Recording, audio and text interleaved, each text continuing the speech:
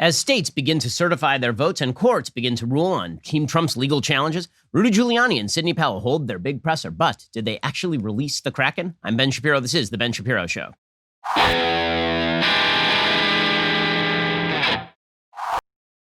Today's show is sponsored by ExpressVPN. My savvy fans secure their internet. Join them at expressvpn.com/Ben. We're going to get to all the news and plenty there is of it in just one moment. First, why would you spend a lot of money on your cell phone bill? Why? There's no reason. Instead, why don't you just go get Pure Talk USA? I've been talking about it for a while here. You can have the same coverage as any of the big mobile companies, but instead of paying a fortune, you are now paying a lot less money. Why? Well, because those big companies, they charge you for unlimited data that you are not using. Here is what you need. Unlimited talk, text, and 2 gigs of data for just $20 a month. If you go over on data usage, they're not going to charge you for it. Switching to Pure Talk is the easiest decision you will make today. You can keep your phone and your number or get great deals on the latest iPhones and Android. Grab your mobile phone, dial pound 250, say Ben Shapiro. There is no reason for you to be spending too much money on your cell phone bill. When you dial pound 250 and say Ben Shapiro, you save 50% off your first month. Dial pound 250, say keyword Ben Shapiro. A lot of phone companies, they intentionally try to confuse you. When you ask them to describe the billing plan, they give you like a bunch of jargon.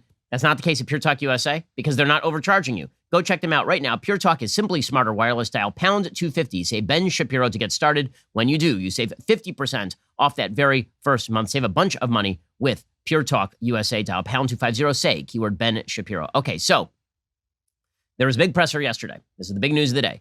Big presser yesterday. Rudy Giuliani, Jenna Ellis, Sidney Powell. This is the Team Trump legal team. They describe themselves as the elite defense squad or something like that. Okay, so they are alleging massive voter fraud and massive voter irregularity. We're going to go through their claims in detail. We're going to tell you what has been fact-checked and what has not, what is true and what is not, what requires more evidence and what is sufficient.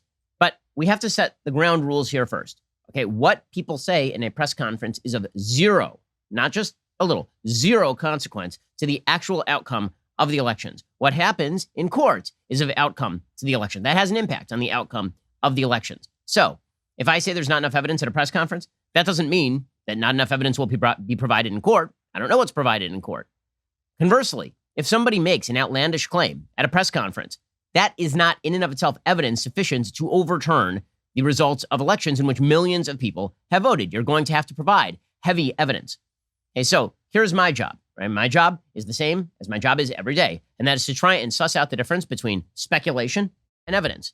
It's to try and tell you the difference between claims that have been verified and claims that have not been verified. And it's to ask for more evidence. And this is true for any large-scale claim. When people on the left talk about systemic racism and the evils of the American system, I always say I need specific evidence and I need a specific claim so that I can tell you whether it is true or false. When people on the left point to a specific instance of a white cop shooting a black man and they say, this is evidence that America is systemically racist, I've asked this question 1,000 times. I'll say, okay, do you have evidence that that is a racist shooting? Do you have evidence that it connects to a broader theme of racism in America? What is your data? What is your specific evidence? Right? We go through all of that. Asking for evidence does not mean that I'm not concerned about racism. It means that I am concerned about racism.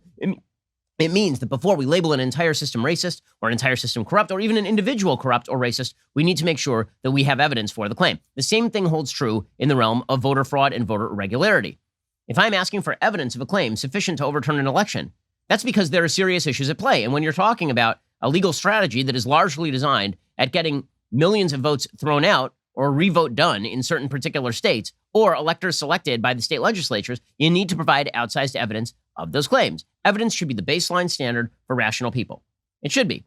Anybody who tries to sell you, if they try to sell you a product without evidence, you should doubt them. If they try to tell you that they have a big claim to make about the universe without any evidence, you should doubt them. If you are talking about something as large scale as a claim that maybe tens of millions of votes, but certainly millions of votes were shifted, for example, or that across the land, huge swaths of votes were discarded improperly or counted improperly, well, then you should be asking for the evidence, right? That seems like the baseline, bottom line to me. So we're going to go through the claims. There are affidavits for some. It's not that there's no evidence. It's that we will see whether there's evidence sufficient to support the large-scale claims that are being made. Now, again, here is the note. The press conference that happened with Giuliani and Ellis and Powell yesterday, it has no actual legal bearing. And the time frame here is short. So we're hearing a lot from Team Trump and the Giuliani, Ellis, and Powell legal team that this is just the beginning. They're going to be laying all this out in the coming days. There's not a lot of time here. Okay, the clock is running. If you want to see the election results change from what they currently are, right? If you want to see the election results change because you believe there is serious voter fraud and voter irregularity, you need to bring the evidence now. You don't have time to wait 3 weeks. You don't have time to wait 3 months. And that is why, if we are going to look at what Team Trump is actually doing, instead of seeing what they are doing in press conferences, we should actually be looking at what they are doing in court. And here's where things start to get kind of dicey for Team Trump, because the fact is that states are starting to certify those votes, which means you best expedite this stuff. If you're going to release the Kraken, that can't just be a lot of talk at a press conference. It actually has to be a lot of evidence that you bring forth in a forum likely to change the outcome. Because no matter what you think or what I think of the election, no matter what anybody thinks of the election, it is going to be certified unless something factually changes on the ground and a lot of evidence is brought in order to change the legal outcome of various elections. Right? That is just a fact. So here is where things stand as of right now in terms of court filings and recounts and everything else. In Georgia has now completed its hand tally of the presidential race in Georgia. Gabriel Sterling released the information to the Associated Press on Thursday. They did a hand recount of nearly 5 million votes. The state has until today to certify the results that have been certified and submitted by the counties. Once the results are certified, the losing campaign can then request another recount if they want one. Okay, the fact is that the election numbers have not changed. There were about 1,000 votes that shifted over the course of the recount because a bunch of votes were found. About 1,000 votes shifted in the hand recount over into the Trump camp, or at least were added to the Trump camp, which means that right now the deficit for Trump is about 13,000 votes, where it was about 14,000 votes. That's not enough, obviously, to overturn the results of the election. And the high likelihood is that the state of Georgia is going to certify those election results, barring some sort of last-minute parachuting in of massive evidence of voter fraud. Meanwhile, it is important to note that in Michigan, the Trump campaign withdrew its Michigan election lawsuit. Andy McCarthy, writing over at National Review, he says, the Washington Times reports the Trump campaign has now dropped a federal lawsuit in Michigan by which it challenged over 1 million mail-in ballots in the hope of preventing the state government from certifying the election results.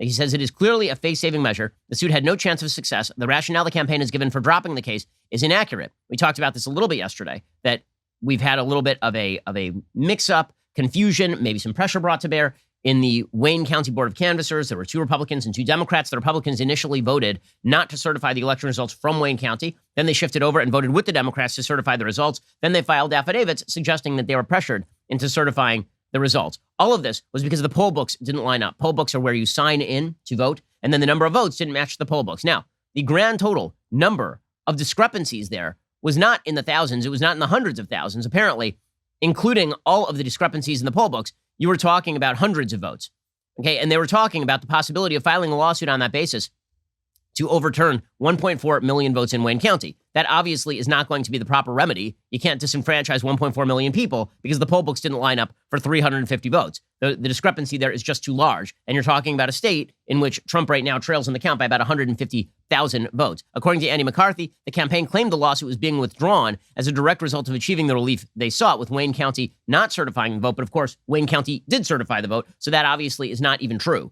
Okay, so Team Trump withdrawing the lawsuit in Michigan, that was a face-saving measure, as Andy McCarthy says. It was not because they actually got what they wanted in Michigan. They didn't get what they wanted in Michigan. So the vote to certify the Wayne County ballot still under state law is going forward. Jim Garrity explained that for the Michigan county certifications to be transmitted to the state canvass board, that is the next step for full certification. The Trump campaign used the purported rescissions as an opportunity to declare an optical victory and then drop the Michigan lawsuit. Now, they're not claiming that there weren't voter irregularities. They're just sort of recognizing that they weren't going to get the relief that they sought from the courts, and so they quietly dropped the lawsuits and then claimed victory, which, of course, is not going to be effective in actually changing the outcome of everything happening in Michigan. Now, meanwhile, in Pennsylvania, something similar has been happening. So, as Andy McCarthy says, the lawsuit that was filed by Team Trump in Pennsylvania was dependent on large-scale claims that voter fraud had basically taken place. And then, in the middle of the court hearing, they actually dropped the charge of voter fraud from the lawsuit itself. Now, that doesn't mean they didn't say there was voter fraud. They still say there's voter fraud. They just say that their claim of voter fraud is not enough to sustain the relief they are seeking, namely, to put aside the results of the election as currently constituted in Pennsylvania. They realized they couldn't meet the high burden of proof that voter fraud would require, and so they dropped that claim from their Pennsylvania lawsuit. So if they're out there claiming voter fraud, not in court, and they're doing it publicly, that does not actually change the outcome of the election. It may change public opinion on voter fraud. It's not going to change the outcome of the election in Pennsylvania, which means the window continues to narrow. We're going to get to more of this in just one second. First, let's talk about the fact that there's a significant problem out there. If you are a law-abiding citizen and God forbid you have to use your gun, you could end up in jail. You could. And this is why you need legal services. You need to know when you can use your gun and how to use your gun. This is where the USCCA comes in. The legal system is not always fair. Responsibly armed Americans often become political targets, and it's not right for good, responsible Americans to wind up in jail or embroiled in a lawsuit for defending yourself or your family.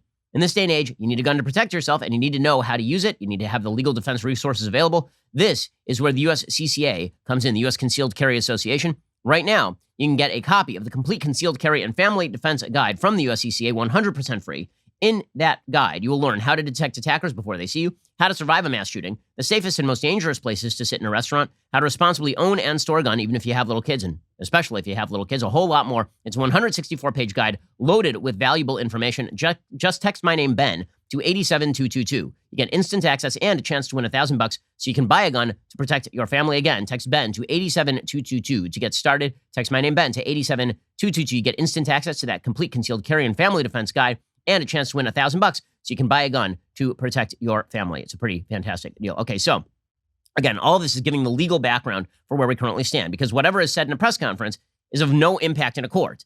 What is said in court is of impact in a court. So according to Andy McCarthy, the lawsuit in Pennsylvania cannot conceivably change the result in Pennsylvania. The court will probably not even rule on the lawsuit. The campaign has sort of gotten a bad rap, says Andy McCarthy, for dropping its main counts, which alleged that there were gross improprieties amounting to fraud in Pennsylvania's tabulation of the vote. Abandoning the counts seemed inexplicable on Sunday, given the campaign was simultaneously alleging massive fraud on TV, but there is an explanation. On Friday, the U.S. Court of Appeals for the Third Circuit issued a ruling that destroyed the viability of those counts. The campaign shed the fraud-related counts in response to the Third Circuit Court of Appeals ruling. The fault lies in pressing ahead with a narrower suit that can't change the outcome of the race in Pennsylvania, even in the unlikely event the campaign prevails. So here is the problem.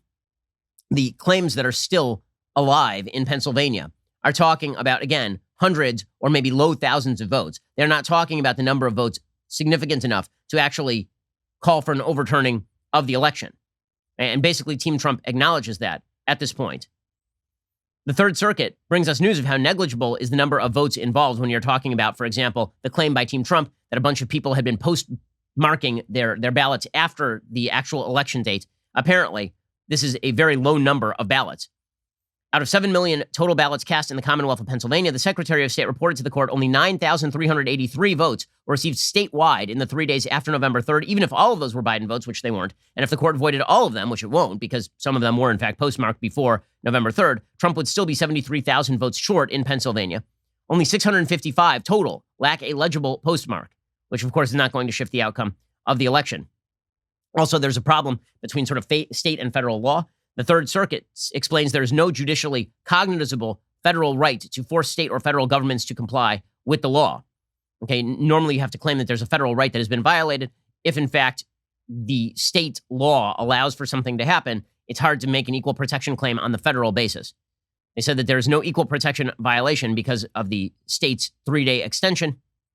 The court noted that in addition to Pennsylvania, 19 states and D.C. permit the receipt of votes post-election. Voters don't suffer a cognizable harm based on what for them is a formalistic difference between whether post-election receipt is authorized by statute or by a ruling of the state's highest court. So they're saying it's not an equal protection case either. Okay, so that doesn't mean that that's a good ruling. It does mean that the Trump legal team's chances in Pennsylvania are basically down to nothing unless they actually come out with serious, robust evidence of serious, large-scale voter fraud. Okay, that is just the reality of the situation. That's not me. That's the law. Okay, I understand that people can be angry at the law. They can feel like the law should allow for the overturning of large-scale voting based on the possibility of fraud or based on proof of small-scale voter problems that theoretically could be larger-scale voter problems, but you don't have evidence to prove it's hundreds of thousands of votes. Okay, but the reality remains that that is not how this is going to work. Okay, in the end, if you make outsized claims like we need to disenfranchise 7 million voters in Pennsylvania, or we need to disenfranchise 5 million voters in Michigan, or we need to disenfranchise 5 million voters in Georgia, you're going to need more than a few hundred votes were shifted here, or there's a possibility that hundreds of thousands of votes were shifted, but we don't actually have proof that these votes were shifted. Right? Claims, outsized, large claims require large levels of proof. Okay, so if you're going to release the Kraken, now is when you need the tsunami of evidence that demonstrates that hundreds of thousands of votes were shifted. Right, across the country. And at the very least, that some 13,000 votes were shifted in Georgia, if Trump is supposed to win Georgia, and 13,000 votes were shifted in Arizona, or went missing, or were fraudulently counted in Arizona, or that 150,000 votes were fraudulently counted or shifted in Michigan, or that 80,000 votes were shifted or fraudulently counted in Pennsylvania, right? That is what you're going to need to prove in court. So that is the predicate, right? It would have to be a Kraken, right? You would need to actually have an extraordinary level of evidence. Now, I'm not saying that Team Trump doesn't have that extraordinary level of evidence. I'm just saying that they need to present it. They don't need to present it to me. They need to present it to a court. But you can't keep coming out publicly and saying you have presented the evidence when you have not yet presented the evidence publicly, and then say, okay, well, it's in court, and the courts will see all of that evidence. Okay, well, now you're where I am, which is, okay, the court's going to rule, and the process is going to move forward. Now, sort of the preemptive panic attack that is happening in the media that the election is going to be stolen or that this is really horrible for our democracy, there's a legal process, as I've been saying since the beginning. The legal process will move forward. The legal process will require evidence. There will be, if the legal process does not find massive evidence of voter fraud or voter irregularity and does not overturn the current vote counts, there will be an inauguration and there will be a peaceful transfer of power. Mitch McConnell has said this. Every state legislature has said this. Okay, and I will say that I don't think that it's a great look that President Trump has, for example, called up people in the Michigan legislature and asked them to come visit the White House in the middle of all of this, right? The implication, theoretically, people are speculating, is that Trump is calling them up because he wants them to come visit, and then he's going to convince them to elect a slate of electors as opposed to simply going along with certifying the vote. Now, the Michigan legislature has already said we're not going to do that. We're not going to ignore the votes of our millions of people and just, put up a slate of electors based on vague allegations of voter fraud or even specific, but very closely enumerated allegations of voter fraud that don't amount to the difference between Joe Biden's vote and your vote. Still, it's not a particularly good look. So once again, here's all I'm saying. Here's the predicate. What happens in court matters. What happens in oppressor doesn't. Even in oppressor, if you're going to make a robust claim to the American public of serious voter fraud and serious voter irregularity, that requires robust evidence, not just of occasional voter fraud or occasional voter irregularity or even the possibility of voter fraud or voter irregularity. I mean, there are lots of possibilities out there. And I will take under advisement all of those possibilities. I think there's plenty of ways that we can clean up the system. I think mail-in voting is full-scale mail-in voting has been proved this time around, as always, to be a disaster. It is much harder to check. I've been in favor of voter ID in person on the day of voting, except for people who literally require an absentee ballot because for health reasons or any other legit reason they cannot get to the polling place. And it turns out millions of people could vote and it didn't spread COVID everywhere. So this was a bad idea. It was a bad idea beginning to end. That does not mean that the burden of proof has been reached. There is indeed a burden of proof, and allegations alone, and even affidavits alone, attesting to specific acts do not imply that hundreds of thousands of votes were shifted. Now, Sidney Powell is claiming something different. Sidney Powell is claiming that the system actually was hacked and millions of votes were shifted. We'll get to all of these allegations in just 1 second, because the press conference, on the one hand, is being taken by some as this is the Kraken. The press conference alone is enough for us to overturn the election, which is not correct. And then on the other hand, you have people saying everything in the press conference is bullcrap and we should just ignore all of it and we should not investigate any of these claims. And that of course, is silly as well. All claims of voter fraud and voter irregularity that are legit should be investigated, that are credible should be investigated. Also, a burden of proof has to be reached. Okay? That's just the way it's going to. The election outcome ain't going to change based on your opinion or my opinion. It's going to change based on what is proved in court. End of story. End of story. Okay, so we're going to get to the presser in just 1 second, and we'll see whether the Kraken was indeed released. First, let's talk about protecting your online safety and security. Okay, so the fact is that a lot of the Silicon Valley companies that hate your guts, right, that don't want you to see information, that are currently downgrading everything they don't like, all talk even about voter fraud and voter irregularity, those same people suppressing your ability to see information are actually making money off of you because you gave them permission, essentially, by using their site to use your data. Well, why don't you revoke that permission and instead use ExpressVPN? Big tech companies can use your IP address to match your internet activity to your identity or location. When I use ExpressVPN, search engines and media sites can't see my IP address at all. My identity is masked and anonymized. ExpressVPN has the added benefit of encrypting 100% of your data to keep you safe from people who you don't want having it. ExpressVPN software takes just a minute to set up on your computer or phone. You tap one button, you're now protected. So if you're like me and you believe your internet data belongs to you and not to tech giants who are not friendly to conservatives, ExpressVPN is the answer you have been seeking. Protect your online activity today with the VPN I trust to keep my data safe. Visit expressvpn.com/Ben to claim an exclusive offer for my fans. That is expressvpn.com/Ben for 3 months free with a 1-year package. Visit expressvpn.com/Ben to get started. Okay, so finally, we get to the Kraken releasing press conference, right? We had been promised this. Sidney Powell had said she was going to release the Kraken, vast amounts of evidence, that she was going to really demonstrate full scale that this election was stolen.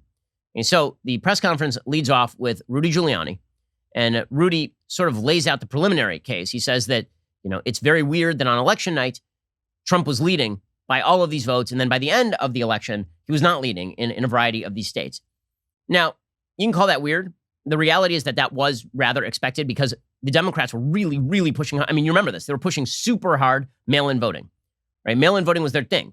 Trump was saying mail-in voting is bad, which is correct. But that did dissuade a lot of Republicans from voting mail-in. Instead, they heavily outweighed Democrats on day of voting. This was expected, right? And then when the mail-in votes started to be tabulated at the end of the night, because they're tabulated after the in-person votes, the in-person votes are tabulated basically on the spot. The election happens within an hour. You know what has been tabulated in person. And in places like Pennsylvania, they were actually not legally allowed to tabulate the mail-in votes. As those came in, you started to see this growing wave for Biden in places like Pennsylvania. But Rudy says that the timing was weird. A lot of people did find it weird. Here's Rudy. The president way ahead on election night, 700,000 or 800,000 in Pennsylvania. Somehow he lost Pennsylvania. We have statisticians willing to testify that that's almost statistically impossible to have happened in the period of time that it happened. But of course, that's just speculation. Okay, that is just speculation. So then he gets to the actual specifics. Okay, so he says in Pennsylvania, we have affidavits that suggest that there was mail-in voter fraud. Here's the allegation. Again, remember, important thing. Giuliani represented Team Trump in court in Pennsylvania. He was specifically asked if they were making allegations of voter fraud. He said, we are not actually going to demonstrate legal allegations of voter fraud because that is a high bar for us to clear. That doesn't mean that voter fraud could not have occurred, right? But it means that this is not a claim he's actually making in court. Here's Rudy Giuliani. So let's start with the specifics. Pennsylvania. In Pennsylvania, the margin of victory now for Biden, which is not a victory, it's a fraud, is 69,140 votes. The reality is that we are now at a count of 682,770 ballots, for which we have affidavits that there was no inspection of that ballot at the time that it was entered in the vote. It was a mail ballot. Mail ballots are particularly prone to fraud. So he is not actually making an allegation that fraud happened. He is saying that there weren't observers who are close enough to the ballots to be able to see the mail-in ballots when they were tabulated. And so theoretically, all of those could be fraud. Okay, that is a pretty, if you want to get 700,000 votes thrown out, you're going to have to show that there was some fraud in those 700,000 votes. I mean, that's a lot of people. Remember, each one of those people is a person voting. So you have to assume a lot in order to get there. Again, is there a possibility of fraud? Yeah, that's why you have election observers. But is that enough to throw out 700,000 votes? You're going to have to prove that in court. And again, he didn't claim voter fraud in court. It's important to recognize that. What you claim in court is what's actually going to be ruled upon, not what gets claimed in press conferences. Okay, then Giuliani suggested that the recount being done in Georgia is illegitimate. The reason it's illegitimate is because he says that the signature verification that happened in Georgia was inaccurate. There was signature matching, and signature matching was done poorly in Georgia because if you have an absentee ballot, then you put it in an envelope. You sign the envelope. The envelope signature is then matched up to the signature book, right? For your absentee ballot application, they're matched up. Then you throw away the envelope and then you count the ballot. His suggestion is that there are a bunch of people in Georgia who basically were not matching up the ballot envelope with the actual signature in the book. So they were counting naked ballots, and those naked ballots could have been fraudulent. Here's Giuliani trying to make that claim. So, for example, the recount being done in Georgia will tell us nothing because these fraudulent ballots will just be counted again because they wouldn't supply the signatures to match the ballots. Yeah, we'll get to the sort of fact check on that in just a second, how the process actually works in Georgia. First, let us talk about an amazing gift that you can get for somebody this holiday season. I mean, it really is an amazing gift. It is quick, it is easy, and it looks fantastic. I'm talking about My Photo. It's a game changer. You got a bunch of photos on your phone. You're not doing anything with them, right? You thought you were going to compile them into a book, too time consuming. You're just not going to do it. What you need to be able to do is take that photo, immediately send it to My Photo, and then within 5 days, you get back this stunning gift box, and in that gift box is the picture on a metal, glass, or wood creation. It's beautiful. We have several actually, in our home from My Photo. I have a beautiful photo of me and my wife on the beach. I literally just took my phone, I sent it into My Photo, and then 5 days later arrives this acrylic, beautiful photo. It's beautiful and it shines, like the light comes through it. It's really, really pretty. I have one of me and my wife and my kids. Myphoto.com. They make it quick. They make it easy. You should go try it right now. Go to myphoto.com. You can easily see your photo on all their products and then simply purchase. You can use the promo code BEN25 today for 25% off. Go to myphoto.com right now. Use the code BEN25, get 25% off. You'll see how easy and fun it is. It can actually be addicting. It is very easy. It is very fast. Anybody can do it. It's not going to take a lot of your time, and it looks beautiful. It looks like you put a lot of thought into something that actually is going to really beautify your life. Go check them out right now at myphoto.com. I know the founders of the company. They're super honest. They're wonderful people. Go check out myphoto.com. Use promo code BEN25 today for 25% off. Okay, so when Giuliani suggests that the recount in Georgia is ineffective because you are actually just tabulating ballots, that the envelope was thrown away on the outside, right? It was disconnected, and therefore it was never actually signature verified. He's correct. You can't re-signature verify the ballots, right? I mean, that part is true. Once you've thrown away the part that was the signature verification, then theoretically, if you did it wrong the first time, you are retabulating a bunch of ballots that were originally mischecked. But Brendan Keefe, the chief investigator at Atlanta's WXIA, he says signatures are verified before ballots are counted.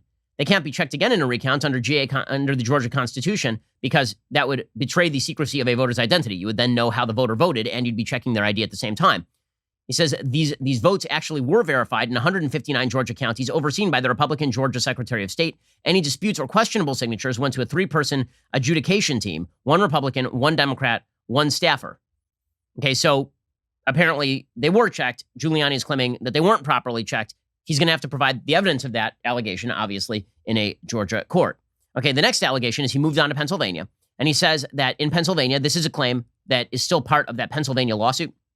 And the idea is that in certain areas, you were allowed to cure your ballot more easily than if you cured your ballot in other areas. So you came in, you cast a ballot, you realized you made a mistake on the ballot, you went over, and now you were allowed to cure your ballot. Or you sent in an absentee ballot, and then you came in to check it, and you realized you'd screwed it up, and you were allowed to cure the ballot. And he says, well, the ballot curing period for different areas was different, and so that's an equal protection violation, meaning that you have 2 different standards in 2 different counties. Number one, the number of votes in Pennsylvania that this happened to is probably not the 70 or 80, not probably not, almost certainly not, the 80,000 vote discrepancy that you're talking about in Pennsylvania.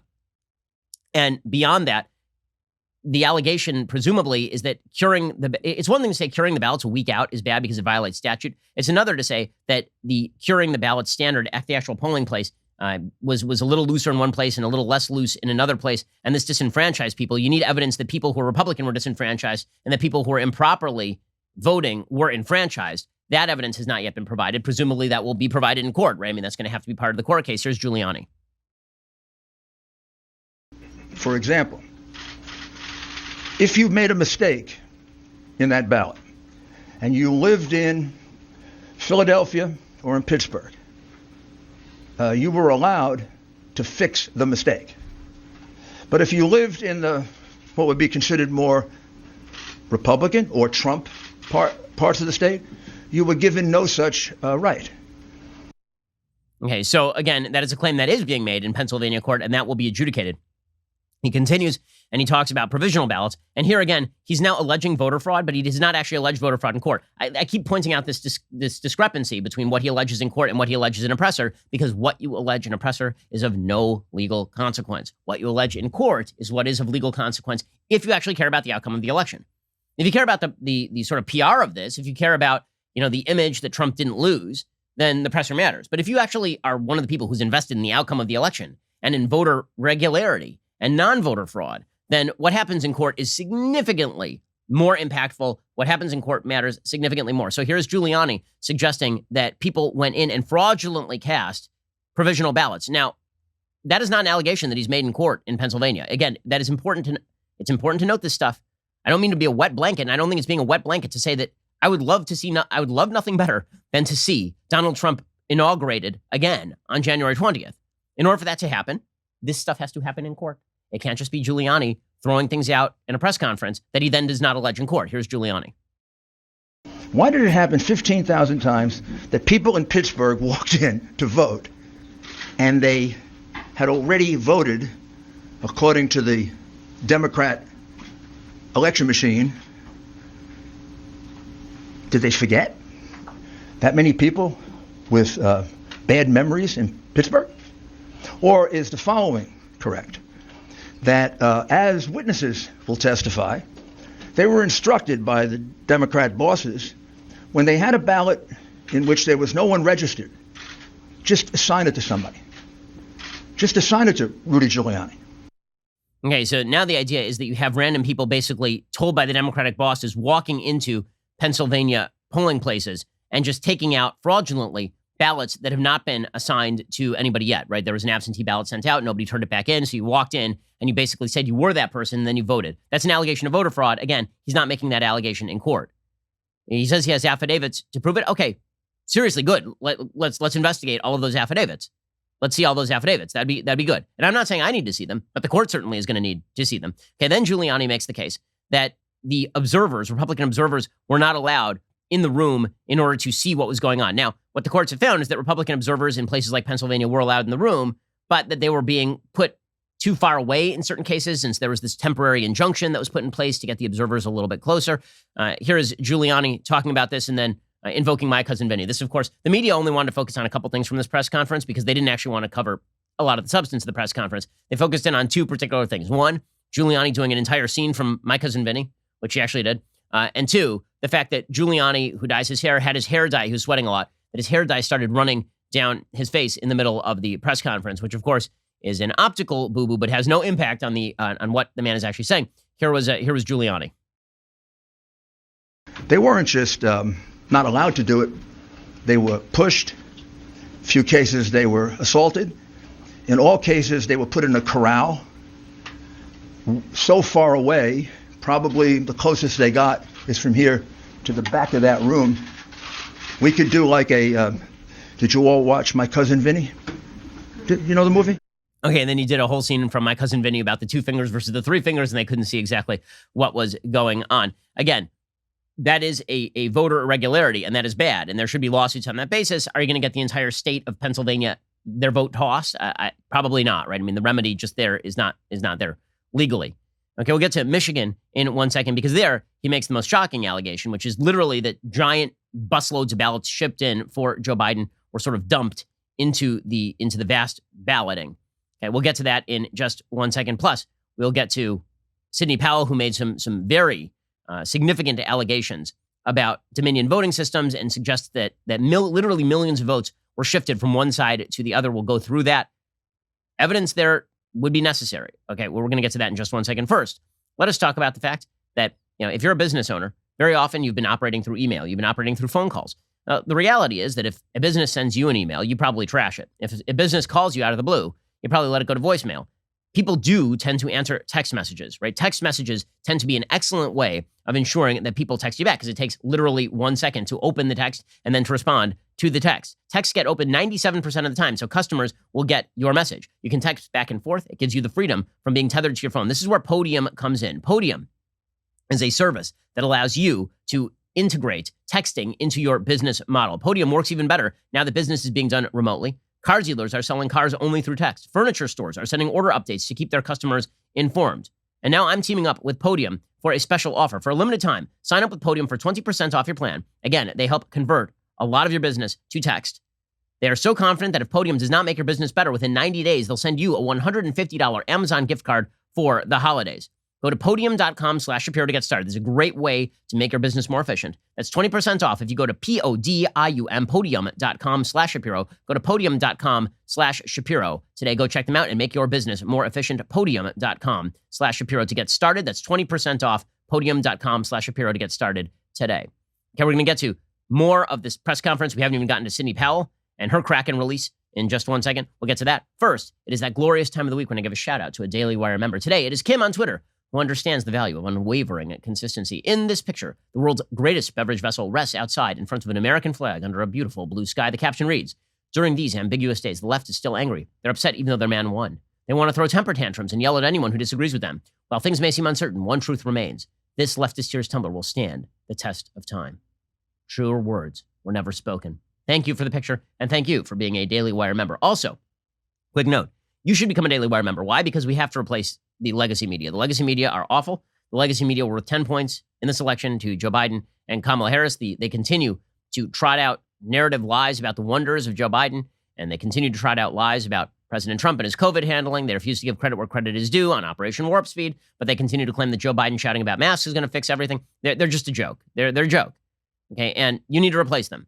And we would like to compete to be their replacement. And that means that you need to subscribe with us to join the crew. We have big plans for the next 4 years. It starts today. Candace Owens is joining the Daily Wire. She'll be launching a brand new show with us early next year. We're also going to be launching an entertainment channel, a new investigative journalism team, building partnerships with like-minded content creators like PragerU, whose entire show library will be available to dailywire.com members by the end of the year. We're going after the legacy media. We need your help to do it. Right now, just to show you we're serious, we're offering 25% off all memberships with code ELECTION over at dailywire.com/subscribe. Today is indeed the last day you can get this deal, so sign up while you can. Members get our articles ad-free, access to all of our live broadcasts and show library, the full 3 hours of The Ben Shapiro Show, exclusive Reader's Pass content available only to Daily Wire members. If you're considering an all-access membership, you get to join us on All Access Live every night for live stream discussions with our hosts and an amazing online community. You also get not one, but 2 Leftist Tears tumblers with your membership, as well as early, sometimes exclusive access to new Daily Wire products. So remember, that is 25% off all memberships with code ELECTION over at dailywire.com/subscribe. Replace the legacy media with Daily Wire. You will not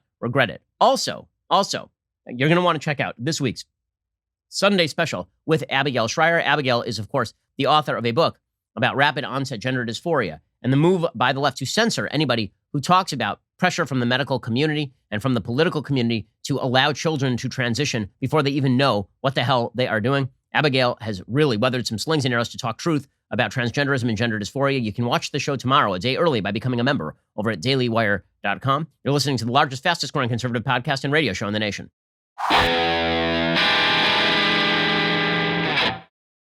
Okay, so Rudy then continues the allegations, and he talks about, I think, the most shocking allegation.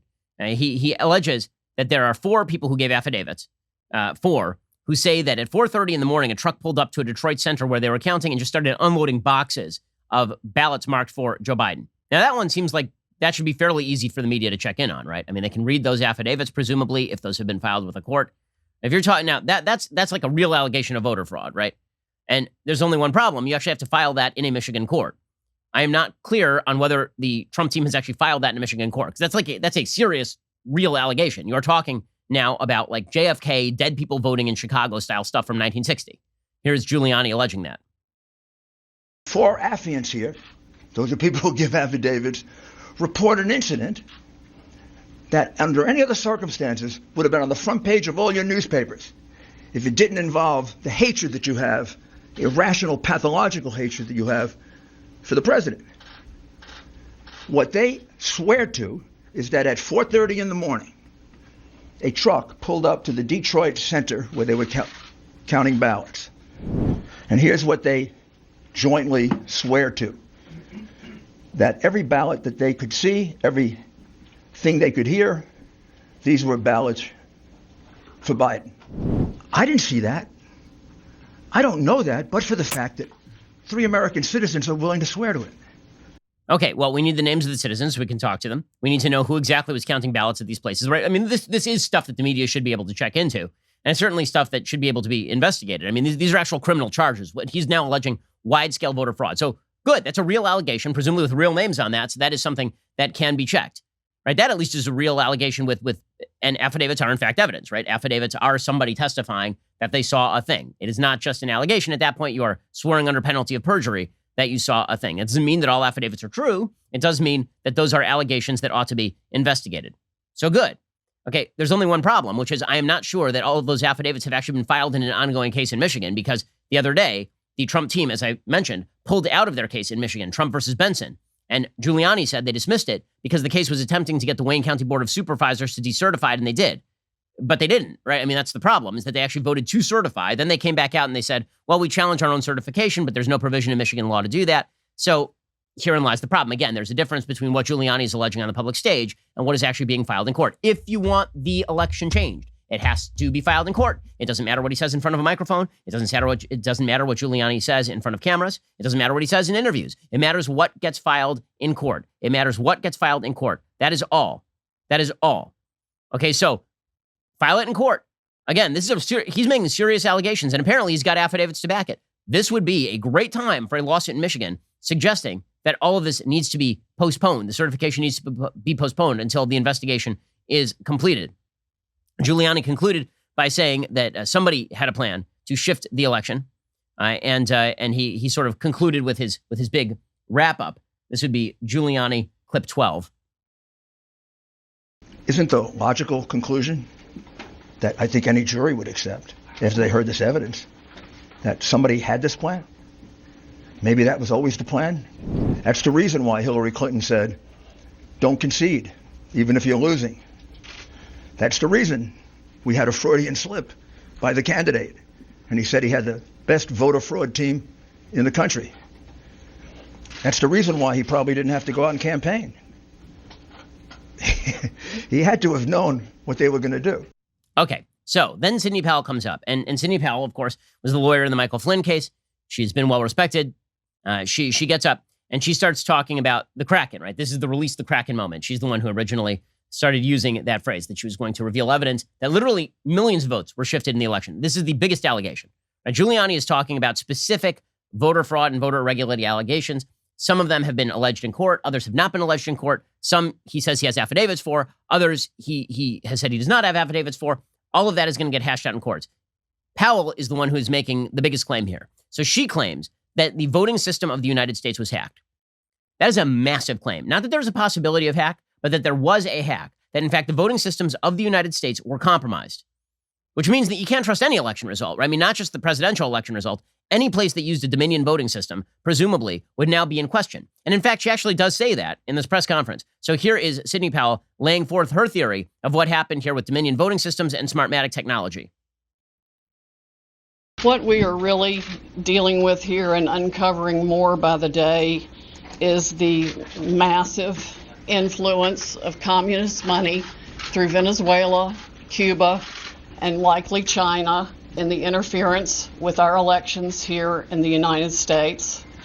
The Dominion voting systems, the Smartmatic technology software, and the software that goes in other computerized voting systems here as well, not just Dominion, were created in Venezuela at the direction of Hugo Chavez to make sure he never lost an election after one constitutional referendum came out the way he did not want it to come out. Okay, so she is essentially saying that Smartmatic and Dominion are the same, that Smartmatic is a subsidiary of Dominion voting systems, and that Smartmatic was developed in Venezuela. Software was developed in Venezuela at the direction of Hugo Chavez, who of course has been dead since 2013. But the idea is that Hugo Chavez's Venezuelan voting system has been sort of taken up into the American voting system and is still significantly vulnerable to hack. She continues along these lines, suggesting that the software itself has backdoors that allow people to hack in and then change votes from one party to the other. These are the sorts of allegations that, if true, completely blow up voting in the country. I mean, that's how large these allegations are. If you are alleging that the Dominion voting system, which is used in 24 states, that Dominion voting system is so, not just that there's a possibility of compromise, but that it was so heavily compromised that millions of votes were shifted, then you are talking about redoing the entire election, essentially. I mean, it's the end. It's the end of this, of trust in elections, period, in the United States, if what Sidney Powell is saying is true. So here she is explaining what she thinks happened with the software. Now, the software itself was created with so many variables and so many back doors that can be hooked up to the internet or a thumb drive stuck in it or whatever. But one of its most characteristic features is its ability to flip votes. It can set and run an algorithm that probably ran all over the country to take a certain percentage of votes from President Trump and flip them to President Biden, which we might never have uncovered had the votes for President Trump not been so overwhelming in so many of these states that it broke the algorithm that had been plugged into the system. And that's what caused them to have to shut down in the states they shut down in. That's when they came in the back door with all the mail-in ballots. Okay, so what she's alleging right now is that there's an algorithm that was used in the software from Dominion, and that this algorithm was designed to create from whole cloth votes for Joe Biden to outweigh the votes from Donald Trump. And that Trump's vote was so heavy in a lot of the states where he was doing well early in the night, like Georgia and Arizona, Wisconsin, Michigan, Pennsylvania, that the shutdown was not, in fact, a shutdown. What the shutdown was the algorithm shut down the machines. And now all the people came in the back door with all the fake ballots, right? That lines up with what Giuliani is saying about these affidavits, suggesting that there were all of these printed out fake ballots for Joe Biden, which is a pretty sophisticated, but also not supremely hard to evidence conspiracy, right? I mean, if that is true, you should be able to get a hold of one of the Dominion voting systems machines, and you should be able to check for the algorithm. You should be able to identify the algorithm. Also, I'm not sure how an algorithm gets broken. Like, honestly, I'm not a software person, so I don't know if that is a plausible allegation or if that is not a plausible allegation. Powell suggests that these machines were essentially preset, right? She says that they were preset to change the ratio of a Biden vote to a Trump vote. Here she is continuing along these lines. There's an algorithm that runs that automatically flips all the votes, and then each operator has the ability to go in, override settings. They can ignore a signature. They can ignore the top line of the ballot. They can go down ballot and select who they want to change the results for. The gentleman who founded Smartmatic, there's video of him on the internet explaining that, yes, on at least one occasion, he admits they changed 1 million votes with no problem. Okay, so the basic idea here is that the algorithm was in the computer. It was already being gamed. Trump's vote was overwhelming. It broke the algorithm, and they brought in a bunch of ballots through the back door, and that Smartmatic was once a Venezuelan technology, and so it was designed exactly for this sort of thing. Right? That is the allegation. That is an extraordinary allegation, right? That allegation would require extraordinary evidence because you're talking about the wrecking of the entire American system by Dominion is what you're talking about right here. Now, maybe it's true. Maybe it is. Seriously. But you'd actually have to provide some evidence of that. They were asked in this presser, do you actually have, like access to a Dominion voting system? And they basically said, not really. And then they were asked, do you have evidence of how the algorithm worked? And they said, well, we have like people talking about it. All of that's fine. If this allegation is real, then investigate it down. Again, trust in the American system requires that allegations be investigated down to the root. The allegation is not sufficient to overturn the election, however, and it has to be done in court, right? That's what you have a system for. And so, now is going to be the time for the actual Kraken to be released. So Jenna Ellis came out, right? And she sort of acknowledged that there had not been a lot of evidence presented in this press conference specifically. She says this is the opening argument. So what you've heard now is basically an opening statement. This is what you can expect to see when we get to court to actually have a full trial on the merits, to actually show this evidence in court and prove our case. Okay, that's fine. And I'm hearing a lot of people today saying, you and Tucker Carlson and other people, you keep saying that you want more evidence and the evidence will be shown in court. Okay, that's fine with me. Show the evidence in court. By all means, right? By all means, that's what I'm saying. Show the evidence in court. But I'm also getting a lot of people who are saying, well, the fact that the allegations are made, that demonstrates that this election was completely illegitimate top to bottom. Okay, it's not going to be ruled that way unless this thing actually goes to court. I'm repeating myself a lot here to be extremely clear. On a political level, nothing would make me happier than for Donald Trump to retain the Oval Office. I voted for him. I supported him. In order for that to happen, all of these allegations are going to need to be supported in court. And extraordinary allegations like the Venezuelans created a voting system that was then ingested into Dominion, used in 24 states, and then people were literally paying off people in order to game the system. That's going to require some evidence. Okay, by the way, that's what Sidney Powell suggested. Sidney Powell didn't just suggest that Joe Biden had gamed the system. She suggested that candidates all over America had gamed the system. Right? She actually claimed that Republicans and Democrats, this is clip 21, Republicans and Democrats paid Dominion. This is how Dominion apparently makes its money, is by people taking bribes in Dominion in order for them to be voted for via this corrupt algorithm. If I may speak for just a minute. In terms of the level of corruption we are looking at here, we have no idea how many Republican or Democratic candidates in any state across the country paid to have the system rigged to work for them. These people didn't do this just to take control. They make one heck of a lot of money off of it. Okay, so that is it. So the suggestion now is that Dominion doesn't make its money off of being paid by states in order to use their voting system, hundreds of millions of dollars. They make their money off of direct bribes from particular. This is an extraordinary allegation. Right? It's an extraordinary allegation, and it requires extraordinary evidence. It does. Okay, and it is important to note that at this point, Dominion was used in Georgia. The allegations are being made about Dominion. The hand count in Georgia matches the Dominion voter tabulation in Georgia.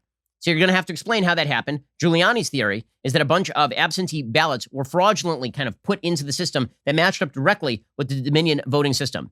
That essentially, so it wasn't really the algorithm that did it. It was the fraudulent ballots that did it. Okay, evidence in any case is going to need to be presented here. As far as Dominion and whether Dominion actually has these sorts of voter fraud backdoor possibilities, listen, any system can be hacked.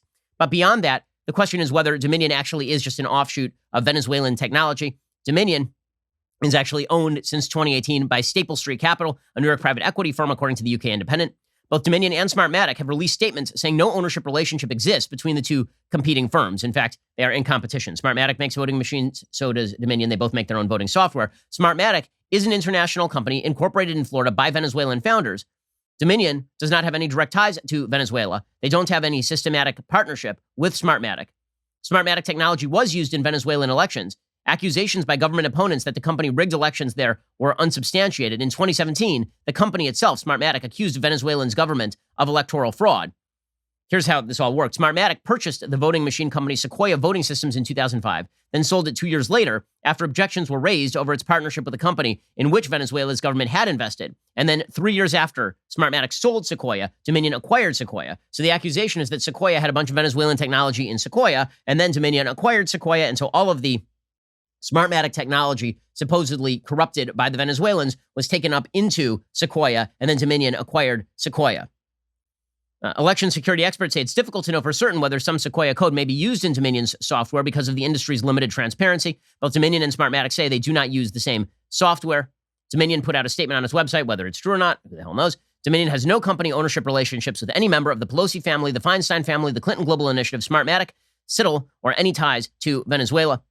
Smartmatic also says that they've never owned any shares or had any financial stake in Dominion voting systems. Smartmatic has never provided Dominion voting systems with any software, hardware, or other technology. The two companies are competitors in the marketplace. Okay, so that is what the companies claim. At the very least, all of this should be susceptible to investigation and will have to be proved in court, obviously. So that is where things currently stand. Okay, so was the Kraken released? Well, it depends on what you mean by Kraken. If the allegations are extraordinary, then yeah. If what you mean is a wave of evidence sufficient to overturn election results, that's only going to be done in court. It hasn't been done yet. And it is not a sin for people to ask for that evidence to be shown in the court of public opinion before I make up my mind on the veracity of the claims themselves. When you make an extraordinary claim, I require extraordinary evidence. This is what everybody should do. Okay, so that is where things currently stand. That is a bevy of allegations that have been put forward. The Dominion ones are particularly stunning. If they can be substantiated in any way, then that will undermine not only public confidence in our elections, it will undermine elections that have been held using Dominion systems for the last several years. It would be a disaster area for the country. But of course, more of a disaster area would be moving forward with a fraudulent election if that could be proved. But evidence, evidence, evidence. Now, Tucker Carlson said the same thing last night. Now, we asked on Sidney Powell this week. Sidney Powell did not get back to us on appearing on the show. Tucker apparently also asked on Sidney Powell this week. And he said, Powell needs to show us the evidence. And in fact, when we asked her for the evidence, she got mad and then cut off communications. But she never sent us any evidence, despite a lot of requests, polite requests, not a page. When we kept pressing, she got angry and told us to stop contacting her. When we checked with others around the Trump campaign, people in positions of authority, they told us Powell has never given them any evidence either, nor did she provide any today at the press conference. Powell did say that electronic voting is dangerous, and she's right. We're with her there. But she never demonstrated that a single actual vote was moved illegitimately by software from one candidate to another. Not one. Okay, and this is correct, right? Tucker's not wrong to request evidence. You're not wrong to request evidence. Everybody should be requesting evidence at this point. And this is what the polls show. Some 46% of Americans say they think that Trump should concede right away, which means 54% of Americans don't agree. And of those 54% of Americans, about 32% of Americans came up with the correct answer to this question, which is, it depends on what the evidence shows. Evidence is the standard. Evidence should always be the standard in every case. Well, for her part, Sidney Powell responded to Tucker by saying, I'm not going to present all the evidence because we're going to do that in court, and I'm not busy doing interviews. I mean, she kind of is busy doing interviews, obviously, right? She came out yesterday and did an interview, I believe, with Lou Dobbs, suggesting that the election results in all the swing states should be overturned. Well, if you're going to do an interview suggesting that, then you kind of have to provide the evidence to back that. That's a pretty extraordinary ask, no? I mean, we are talking about millions of votes across the United States, which does matter regardless of whether you're a Democrat or Republican. You should want all the votes counted. Well, yes, Lou. The entire election, frankly, in all the swing states should be overturned, and the legislatures should make sure that the electors are selected for Trump, and it's going to have to follow the constitutional provisions that it be decided according to the amendment. Okay, well, unfortunately, Sidney Powell's team, when it came, she'll do an interview with Lou Dobbs. She wasn't going to do one with Tucker Carlson, and her team apparently got very angry at Tucker for suggesting that evidence be presented. Apparently, the in-house counsel for Sidney Powell PC, Molly McCann, responded to Carlson's demand for transparency by saying that he sounded like a spoiled brat. She said, the million-dollar question isn't why won't Sidney, who barely has time to sleep or eat, text Tucker the evidence he wants. The question is why won't Tucker text her and say, whenever you are ready, and if you choose, my platform is at your disposal to present your case to the nation. Until then, good luck in the fight. Okay, but he actually said that on his show. He literally said, I will offer you the full week to take over my show and present the evidence. So that's not on Tucker. That's not on Tucker. Okay, so that is present the evidence. It's not crazy to say that. Joni Ernst, the senator from Iowa, she was commenting on Powell's comment, right? Powell's most outrageous comment was that candidates, Republican and Democrat, all over the United States are paying Dominion voting systems in order to rig elections, which is an extraordinary claim again. And Joni Ernst was like, that's kind of crazy. I mean, you shouldn't be claiming that candidates are rigging elections all over the place willy-nilly. I mean, my goodness. Senator, I mean, did you or any of your Republican colleagues in the Senate pay to have their elections rigged? No, and that is an offensive comment for those of us that do stand up and represent our states in a dignified manner. We believe in honesty. We believe in the integrity of our election system. Okay, so again, for the 1 millionth time, big allegations require big evidence. End of story. Okay, if that evidence is not provided, it's going to be very hard for anything to be proved or for allegations that are very large to be taken seriously. In 2004, Democrats claimed that die-bolt voting machines had been hacked. They could not provide any evidence of the die-bolt voting machines having been hacked, and so we rightly said we're not going to pay any attention to that. Now, we're going to need evidence that this happened because this is the biggest voting scandal in the history of the United States, bar none, if what Sidney Powell is saying is true. And the same thing is true if Rudy Giuliani's claims are true. And now, yesterday, this all culminated in media members doing what media members do. So instead of saying, okay, we'd like to see the evidence. Can we see the evidence? Instead of saying, let's let the process play out, which is what I'm saying, it's what Tucker's saying, we're all saying the same thing. Everyone's saying this. Instead of that, your mainstream media members decided it's time to yell at people, right? That's really what's important. So Mike Pence was doing a presser on COVID-19, which, by the way, some good news. Pfizer has now requested emergency authorization to start distributing its vaccine by the end of this month, which is actual real good news, right? So Pence does a presser, and the media members lose their bleep. Right? As Pence is walking off, it just shows you what journalism has basically become, which is performative nonsense for the cameras. So Pence didn't take questions. He's walking off, and media members just start shouting at the top of their lungs at him. And they know he's leaving, right? He's not turning around. He's not answering the questions. It's just if I'm caught on camera shouting at him, then I get my scene in the movie to be made about the evils of the Trump administration backlit and with an upshot to show my heroism. Here are media members just yelling at Mike Pence randomly about what's going on with the election. Thank you.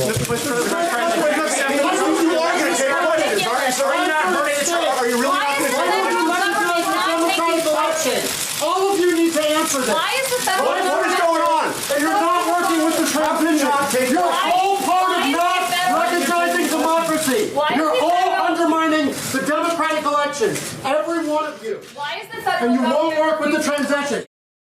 So, is that like a good thing? Honestly, there is another point to be made here in all of this, regardless of what the allegations end up being or what evidence it ends up showing. There is a systemic distrust of the system that is now set in for tens of millions of Americans, tens of millions of them, who say that they don't trust election outcomes. This is true right and left. They don't know who to trust when it comes to this stuff because it seems like nobody is telling them the truth. And that is because they believe that everybody is badly motivated. And in a lot of cases, they are right. Now, when Trump supporters look at the journalistic entities who are saying, just dismissing out of hand Giuliani's claims or Powell's claims, when they see that, and these people are not saying, okay, we need to see the evidence, they're just immediately dismissing it. Or when they say voter fraud has never happened anywhere. Or when they say that the polls are absolutely correct. Or when they say it's clear that Russian collusion happened. Trump voters are going to respond by saying, we're not going to listen to anything that you have to say. Scorn does breed retaliatory scorn and distrust. Okay, that is just the way that human beings behave. And there's a reason for that. So it does make a difference. It does make a difference when you have columns like one from Wajahat Ali in the New York Times suggesting that reaching out to Trump supporters is a bad idea. He has an entire article in the New York Times yesterday in which he talks about how he, after 2016, decided he was going to travel the country and talk to Trump supporters. But his entire article is about how he went around, he talked to Trump supporters, and they didn't change their minds, and therefore they are bad and terrible and horrible and racist. He says this, in Ohio, I spent 90 minutes on a drive to the airport with a retired Trump supporter. We were cordial to each other. We made jokes. We shared stories about our families. Neither of us changed our outlook. They'll never take my guns, ever, he told me, explaining his Facebook feed was filled with articles about how Hillary Clinton and Democrats would kill the Second Amendment and steal his guns. Although he didn't like some of Mr. Trump's tones and comments, he didn't believe he was a racist in his heart. I'm not a cardiologist, so I wasn't qualified to challenge that. He says, I did my part. What was my reward? Listening to Mr. Trump's base chant, send her back. We cannot help people who refuse to help themselves. Mr. Trump is an extension of their id, their culture, their values, their greed. He is their defender and savior. He is their blunt instrument. He is their destructive drug of choice. The truest thing Trump has ever said is they don't hate him. They don't hate you because they hate him. They hate him because they hate you. And so people respond to the media simply dismissing all claims out of hand with regard to Trump and the election. They regard that as just an extension of the media's scorn for them. And honestly, it's hard to blame people for that. It may not be correct, but it's certainly justifiable. I mean, when you see the way that Democrats on Twitter react to Trump supporters, it's insane. For example, a California Democratic regional director tweeted out this. No, seriously, how do you deprogram 75 million people? Where do you start? Fox? Facebook? We have to start thinking in terms of post-World War II Germany or Japan, or the failures of Reconstruction in the South. Okay, that's crazy. He says, this is not your standard partisan policy disagreement. This is a conspiracy theory-fueled, belligerent death cult against reality and basic decency. The only actual policy debate of note are happening within the Democratic coalition between the left and the center-left. Right? This is what Democrats think of you. He says, I know conservatives are upset by some of the responses here, and yeah, many are out of line. But what do you expect people to do in self-preservation? The right has been running 4 years on bleep your feelings. My conspiracy theories are valid opinions, and we have more guns. Well, no. The right has been acknowledging that the left has cultural scorn for them. And that is going to breed retaliatory scorn. It's going to breed a level of distrust that is endemic to the system. And every time you tweet crap like this, you are creating more distrust in the systems that are required. Right? When you declare that Barack Obama is the arbiter of truth, and then everybody says, okay, well, I don't trust you anymore. What do you think is going to happen? Joyce Carol Oates, who is another writer, famous writer, and a far lefty, who tweets out pictures of her weird feet. That is a thing. She tweeted out the other day, for many pro-Trump Americans, and she bleeps out Trump because it's a bad word. For many pro-Trump Americans, the pandemic is like the Holocaust to many Germans. They knew what was happening, but adjusted to living with it in indifference or, in some cases, profiting from it. Only if affected personally do people seem to care. Right? So if you are a Trump supporter and you are disagreeing with Joyce Carol Oates on COVID response, it's because you're like a German ignoring the Holocaust. And then we're expected to trust these people? We're expected to trust that they have a good-hearted search for truth at heart? I think not. I think not. That is what is driving a lot of this. I've been saying on a wide variety of issues, there should be bipartisan agreement on how we handle a lot of these issues. When it comes to voter fraud, evidence. Right? Evidence of voter fraud. When it comes to COVID policy, follow the evidence. Don't make it up. Don't follow political incentives. Follow the evidence. When it comes to racism in America, follow the evidence. Right? It's all the same standard.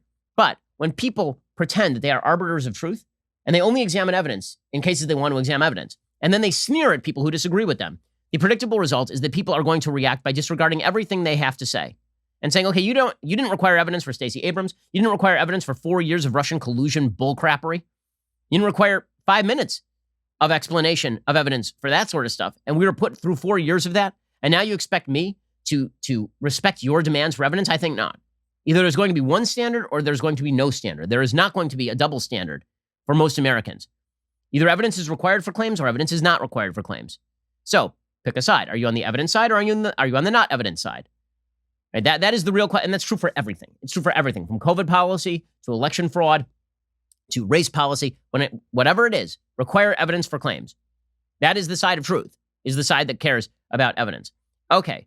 Well, before we break for the weekend, it's time for a little bit of Bible talk because let's have some uplift going into the weekend. So this week, the Jews read a portion of the 5 books of Moses called Todot. This is the portion of the Bible that deals with the selling of the birthright from Esau to Jacob, and also the blessing that Isaac gives to Jacob instead of Esau, the so-called stealing of the birthright in sort of common biblical parlance. And so for folks who don't know the story, basically Isaac, who of course is Abraham's son, he now has kids, and he has twins, Esau, and Jacob. Right? And Esau is sort of a man of the fields. He's a wild man. He's a hunter. He's not a man of soul. Jacob is a man of soul who is described as dwelling in tents. Esau and Jacob sort of battle for primacy. That's sort of the rest of the book of Genesis is them battling for primacy in various ways. Esau is the firstborn. Jacob grabs onto his heel, right? That is why he's called Yaakov, because the word Akev in Hebrew means heel. He grabs onto Esau's heel. He grabs onto Esau's heel. And so now they grow up. As they get older, it becomes very clear that Esau spurns the birthright. He doesn't actually want the responsibilities of being the firstborn. And so for literally a bowl of lentil soup, he sells his birthright to Jacob. What that really means is that for any rationale whatsoever, he was willing to give away the responsibility of being the firstborn. But Isaac has not greenlit this, right? Their father has not actually greenlit this switcheroo. And Esau, it turns out, actually, he kind of spurns it, but at the same time, he still wants the benefits of the birthright without actually the responsibilities of the birthright. So this brings us to the critical scene in question, one of the most sort of puzzling parts of the Bible.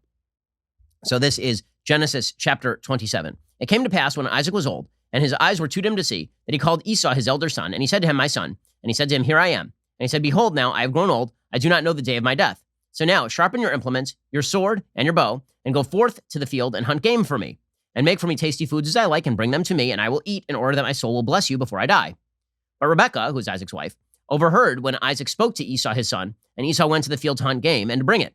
And Rebekah said to Jacob her son, saying, behold, I have heard your father speaking to Esau your brother, saying, bring me game and make me tasty foods, and I will eat, and I will bless you before the Lord before my death. And now my son hearkens to my voice, to what I am commanding you. Go now to the flock, take for me from there 2 choice kids. I will make them tasty foods for your father as he likes. And you shall bring them to your father that he may eat, in order that he bless you before his death. And Jacob said to Rebekah his mother, behold, my brother Esau is a hairy man, whereas I am a smooth man. Perhaps my father will touch me, and I will appear to him as a deceiver, and I will bring upon myself a curse and not a blessing. And his mother said to him, on me is your curse, my son. Only hearken to my voice, and go, take them for me. So he went, and he took, and he brought them to his mother, and his mother made tasty foods as his father liked. And Rebekah took the costly garments of Esau, her elder son, which were with her in the house, and she dressed Jacob, her younger son. And the hides of the kids she put on his hands and on the smoothness of his neck, right? So she actually takes hair and puts it on Jacob so that he feels more like his older brother. He came to his father and he said, my father, and he said, here I am. Who are you, my son? And Jacob said to his father, I am Esau, your firstborn. I have done as you have spoken to me. Please rise, sit down, eat of my game so that your soul will bless me. And Isaac said to my son, how is it that you have found it so quickly, my son? And he said, because the Lord your God prepared it for me. And Isaac said to Jacob, please come closer so that I may feel you, my son, whether you are really my son Esau or not. So obviously Isaac suspects something at this point. Jacob draws near to Isaac, his father. He felt him. He said, the voice is the voice of Jacob, but the hands are the hands of Esau. Right? Hakol kol Yaakov, ha'edai midei Esav, right, in the Hebrew. And he didn't recognize him because his hands were hairy like the hands of his brother Esau, and he blessed him. And he says again, are you indeed my son Esau? And he said, I am. And he said, serve it to me. I may eat of the game of my son, so my soul will bless you. He served him. He ate. He brought him wine, and he drank. And his father said, come closer and kiss me, right? He's constantly like Isaac knows something is up, right? He's losing his sight, but he knows something is up. He came closer. He kissed him. He smelled like the fragrance of his garments. He blessed him. He said, behold, the fragrance of my son is like the fragrance of a field, which the Lord has blessed. Okay, and then the story continues with Jacob receiving the blessing, and Esau returns. And when Esau returns, he explains to Isaac what has happened, and Isaac shudders, and he says, who then is the one who hunted game and brought it to me, and I ate of everything while you had not yet come, and I blessed him? He too shall be blessed.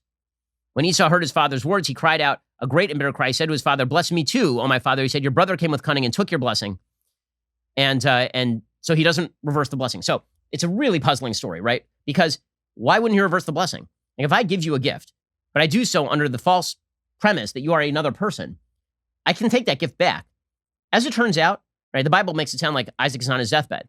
Isaac in the Bible lives like another 2 decades. At no point does he reverse his judgment and actually remove the blessing from Jacob, who lied to him, and give it back to Esau, who did not lie to him. So what exactly is going on here?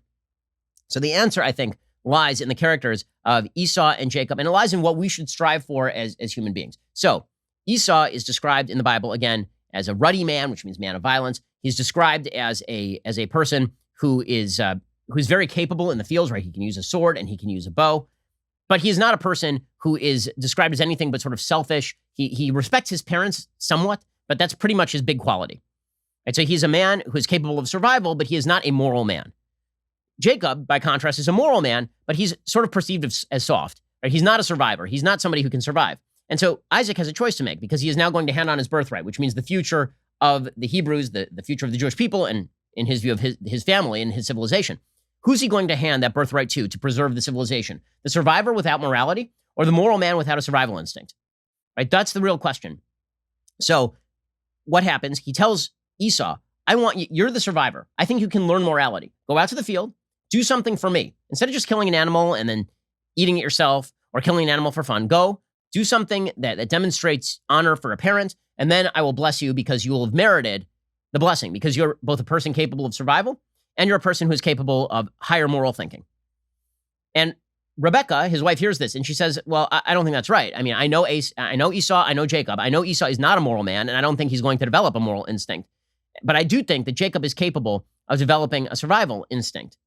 And so Jacob dons his brother's clothes. He puts on the hair on his hands and on his neck, and he goes and he meets with Isaac.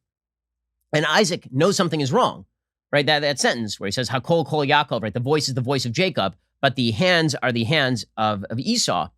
And he suspects that something is up. He's saying, it doesn't matter which one of my sons this is, right? This is actually, as it turns out, what is happening. It doesn't matter which one of my sons I'm blessing. This is the son who deserves the blessing. Because either this is Esau who has grown a soul, or this is Jacob who's grown a spine.